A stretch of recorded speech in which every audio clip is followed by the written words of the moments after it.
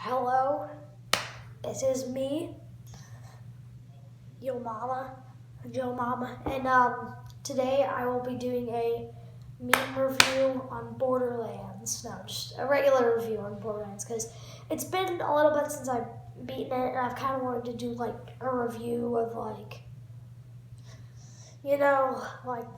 I like this part but not that part, and it just stuff like that. So let's just jump in. Now, all of us here really know that there wasn't really a story to Borderlands. Oh yeah, this is Borderlands 1, by the way. But we all here know that there's really no story to Borderlands, or not a real good story, in my opinion. But basically, the story is, so you are a vault hunter, and you try to basically look for the vault. And you've heard there's treasures and other really good guns and other stuff like that. So, like, why not? You're a treasure hunter searching for money and stuff. So, basically, you have to find the vault key. And the vault key was split into 3 pieces by kind of like steel. Or wait, I think so. I'm gonna have to get that checked, but it got split into 3 pieces, and then they got scattered around. And you gotta go find the pieces before you can find the vault. So, you know where the vault is, but you gotta find the vault key. So you find all the pieces and you assemble it, and then you open the vault, and then that is basically the really short, summed up version of like the story for Borderlands. Now I'm gonna talk about the characters. So I do like the characters. I think Borderlands 2 characters are definitely way better, but Borderlands 1 characters were pretty good. If you have not played, the characters are Roland as the soldier dude, the big buff guy that's got the guns. And then there's a super skinny Mexican dude.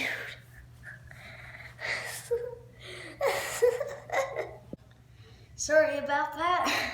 But Mordecai is a skinny dude, and he has a pet bird named Bloodwing. I'm pretty sure his special ability is he like throws out Bloodwing, and then Bloodwing does a lot of damage. So, oh yeah, the soldier Roland special ability. Sorry, I have a mitten, but his special ability is to release a turret with like a shield, and then there's a turret. And then my favorite character, Brick. His special power is Berserker. Sorry about that. What's going on? But Brick's special power is Berserker, so he can punch people. And he like gains a lot of health. So I like that power a lot. His name is Brick, and he's like super tall and stuff. And then finally, the character that everyone plays as, whose name is Lilith, as the Siren. And there are like a bunch of sirens in the Borderlands thing, and they have like special powers where they can like teleport, and like they have like tattoos everywhere. It's kind of cool, but that's what most people chooses. Her power is she can she can go into like a different dimension and like run super fast in a different dimension kind of, and then she like appears, and then there's like an explosion, I think. Pretty cool. But I like Brick. He's my favorite. I'd say if you're new, go with Siren. I was new. Where's my thumb sword? I was new, but I wanted to try Brick, kind of cool. So next is the bosses, and there are 6 bosses in Borderlands. Here, I'll show you them.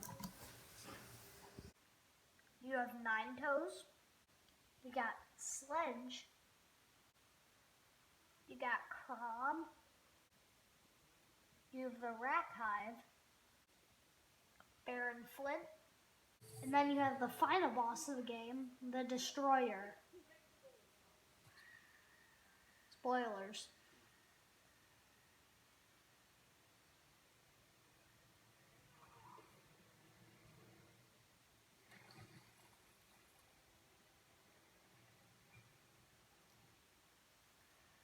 So, the final boss of the game is the Destroyer. In the Game of the Year edition, it does show, there's like a kind of intro thing.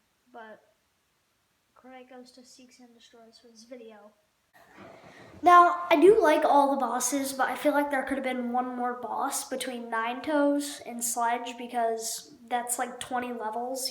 There were like 20 levels. So I do like in Borderlands 2, there's an kind of an equal amount of bosses spread throughout. But otherwise, I do like all the bosses. Final boss was too easy, actually. 0 deaths. SMG is all it needs. But yeah, it wasn't that hard. I still really did like the final boss.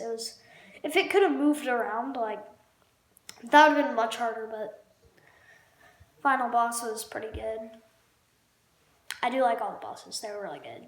Rack Hive, that one was kind of hard. I think I died like 2 times. And then Flint, Baron Flint, I think I died. Probably from those minions, maybe 1 or 2 times.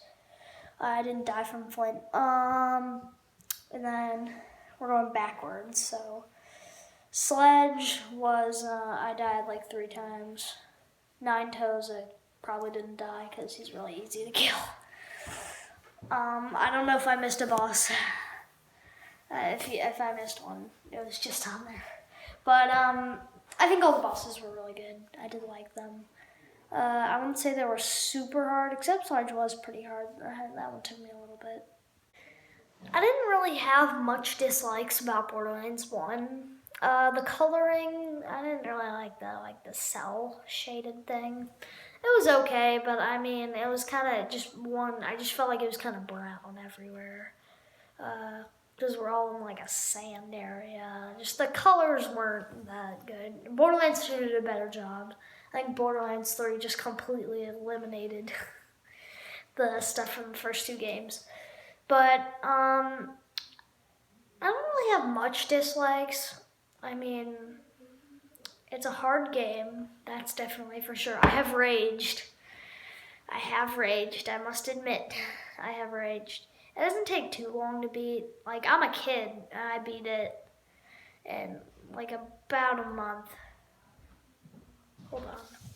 I should have said this with the characters part, but, I think there should have been a better selection of characters. I mean, it was good, but I felt like Mordecai and, were kind of similar. But, I mean, I feel like there could have been, like, in Borderlands 2, that I know there's 6 characters. Like, I wish they could have done something like that, so then they could have a better selection, but otherwise I did like the characters. I didn't really like Mordecai and Soldier as much, but all the characters in Borderlands 2 are pretty good. I've only played as 0. I haven't beat Borderlands 2 yet, but I did beat Borderlands 1 as Brick, so that is really cool. Otherwise, I don't really think I have much dislikes with Borderlands 1. I don't think I have much dislikes. I mean, I beat it pretty fast, about a month. It still was a very hard game. I played probably every day. And then the days I couldn't play, after the next day I probably played like an extra 2 hours. But I have had time to play. So I think you can beat it fairly fast, but it is a really fun game. I do definitely enjoy it. I would recommend it if you need another game to play. This is still dislikes. Why am I talking about like the thing? But I don't know if I really have any other dislike. There's a lot of side quests, really. I mean, too much to do so. Yeah, it takes a long time to level up unless you beat those like Sierra Guardians. Otherwise, it's really easy to level up from them. But otherwise, I think bosses were good, characters were pretty good.